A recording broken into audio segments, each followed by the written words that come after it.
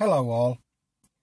In conversation with a friend of mine recently, they stated their fear to me about the state of politics in the UK. They fear that the people of this land are irrevocably split and that the political divide caused by Brexit is growing and may never heal. So, here is the question we will be looking at in this video. Is the divide in the UK a permanent situation? I see value here in looking at the USA, the split they're experiencing, and comparing this to the UK divide. I've been watching politics in the US very carefully since 2015 and the rise of Donald Trump. Now, I don't think anybody who watches US politics can argue that it is not a deeply divided nation. But I think the reasons for this are quite different from the UK, though they do share some common issues. Some people claim that the reasons for the rise of Donald Trump were the same as the reasons for the Brexit vote. It has been suggested that both votes were a middle finger to the establishment. This includes showing the politicians that they had enough and wanted change, any change.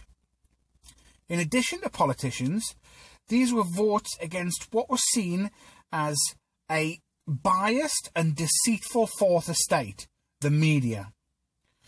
To a large extent, I think that they have a point, but at a deeper level, I think that both votes were a vote against globalism. Now, when we talk about globalism, we have to be very careful how we define it. If we were to say ask the average person, we might hear something like, well, it's working towards helping all citizens of the world become equal and live in peace, or possibly to allow trade and equality between all nations. But when others talk of globalism, there is a more sinister thought that runs through their minds. The globalism they see is a soulless system which works towards the destruction of the nation state. A one-world system with a centralised, unaccountable leadership whose diktats cannot be questioned. A socialist, totalitarian megalith that controls a one-world currency and ensures that you spend that money on what they tell you is good and right. As apocalyptical as this sounds, it is a future that many see as a very real possibility with the creeping control of governments worldwide.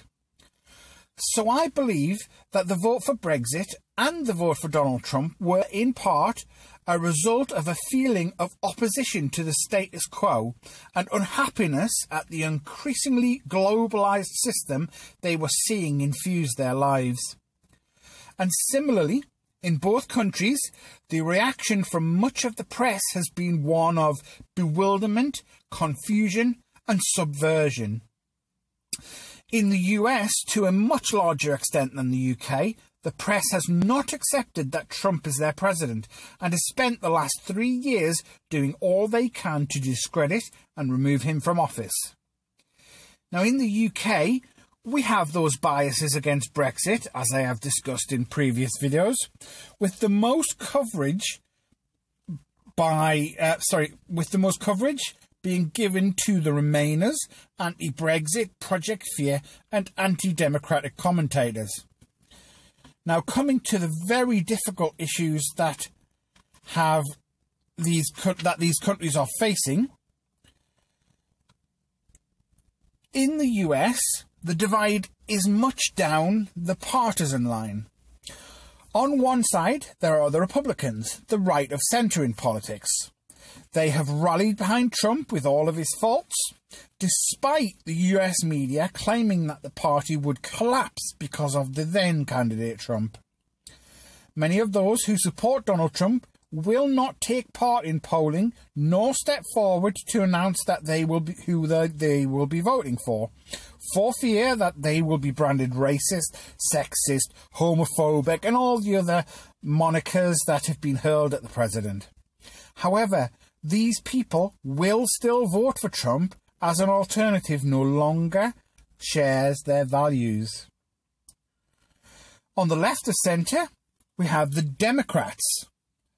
Now, ever since this presidency began, there has been a visible split in the Democrat Party, as progressives in the party have pulled policy ever to the left, and tugging even more so are the Democratic Socialists, as embodied by the Squad, AOC, Omar, Presley and Tlaib.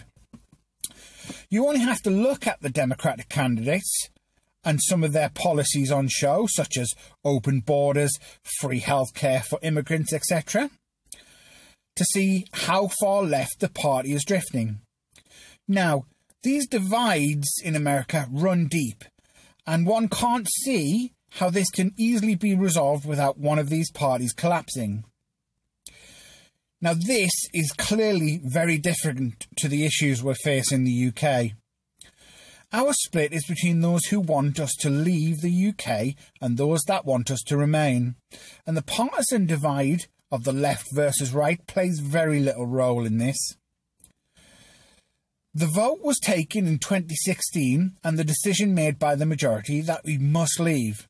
But the split that has occurred is, in part, due to those on the Remain side of the argument not being willing to accept the result and doing all they can to make sure that we do not leave.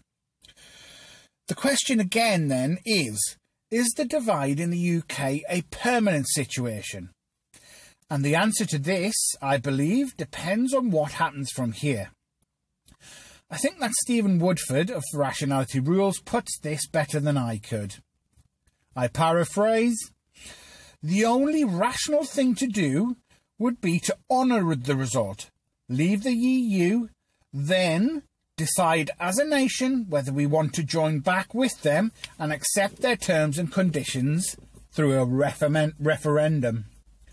Should any other outcome occur and we remain in the EU, then half of the population will always feel that betrayal.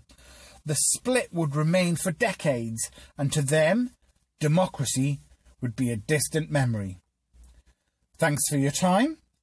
Like, subscribe, comment and share if you appreciate what we do.